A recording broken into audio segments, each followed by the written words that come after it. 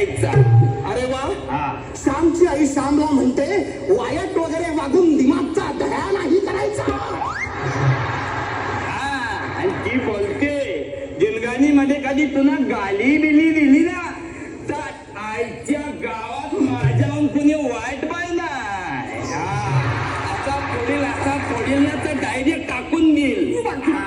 आणि बोलते श्याम तुझ्यावर जे काय आम्ही फुलटू संस्कार बिस्कार केलेत ना ते भेंडीचे वाया नाही जायला पाहिजे.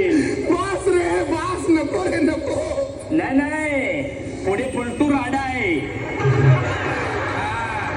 म्हणजे श्यामवर तिने संस्कार केले त्यामुळे काय झालं गुरुजी, श्यामचा पुढचा अख्खा लाईफचा आहे झेड. बास रे बास, तुला तुझ्या पद्धतीने का होईना पण श्यामची आई कळली आहे. खूप झालं रे, खूप झाले. बेस्ट आहे ना. हो, मोठा जग्या तू.